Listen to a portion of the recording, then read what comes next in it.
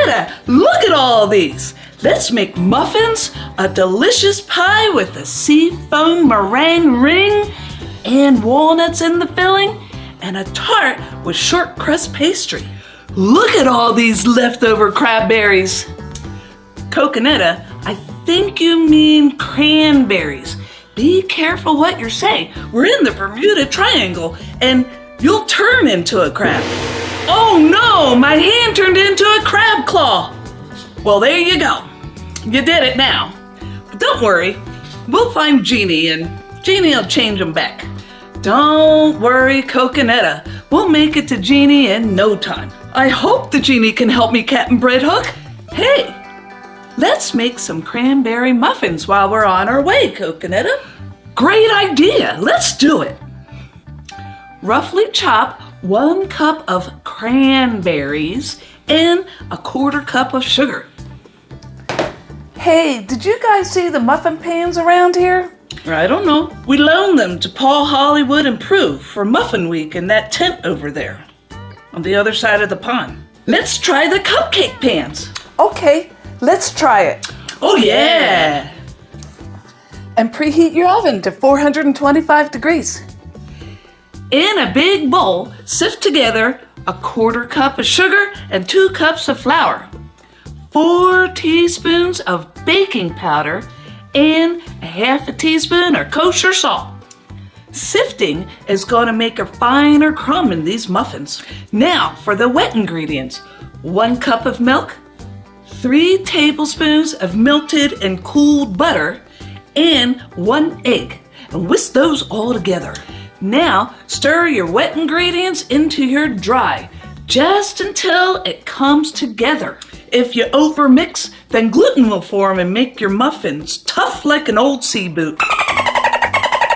Then fold in your cranberries. We use a tablespoon size scoop to get all the batter in there nice and neat. 2 scoops is good. We got a baker's dozen out of this batch. And bake for 22 to 25 minutes or until a toothpick comes out clean. Oops, that didn't go as planned. Guess we'll call you a crabby marksman.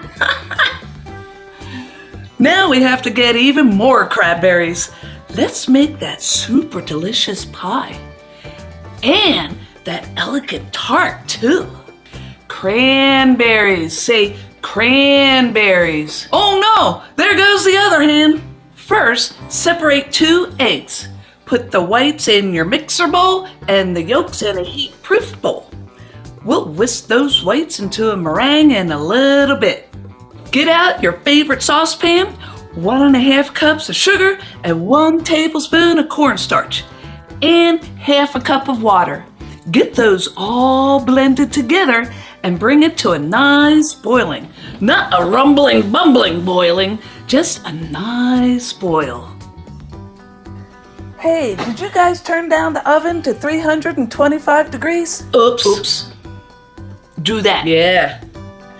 Now, add in 12 ounces of cranberries and 1/2 cup of raisins. Cook these until the skins pop open. And they really make a popping sound. Isn't that cool? Oh, there goes one now. And another. Now, we're going to temper those 2 yolks. What? You whisk the yolks constantly while you drizzle in the hot liquid. This brings up the yolk temperature without making scrambled eggs.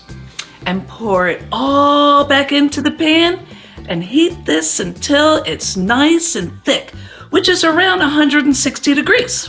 160. That'll pasteurize the eggs. Stir in 2 tablespoons of unsalted butter and 1/2 cup of walnuts that you toasted for 5 to 8 minutes earlier.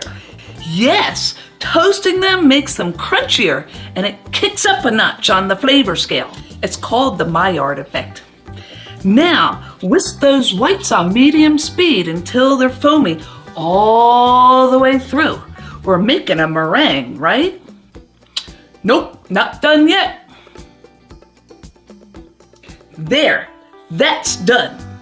And very slowly add in a 1/3 cup of brown sugar, and I don't know why I'm whispering.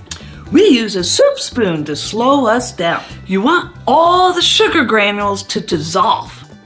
That stiff peak, see the mountain peak? We're going to do some piping now. I love piping. Oh, and here's a little trick. Leave the mixer bowl in place so you can scoop out the meringue a lot easier. It helps it stay in place. Pour your cranberry filling into your blind baked pie shell.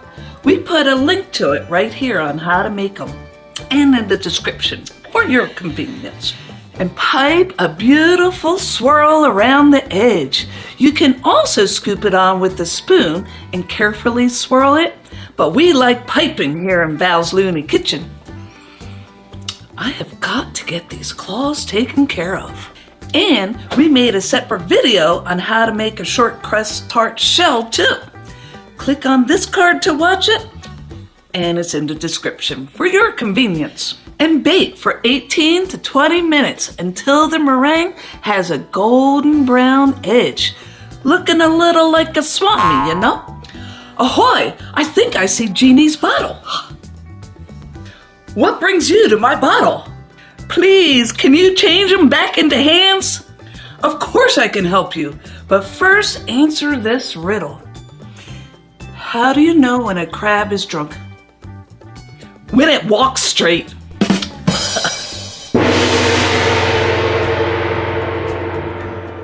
Thank you so much, Jeannie. My hands are back to normal. You're a great plastic surgeon.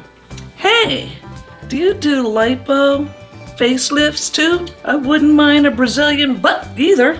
Leave a comment. We love to read your comments. It makes our day.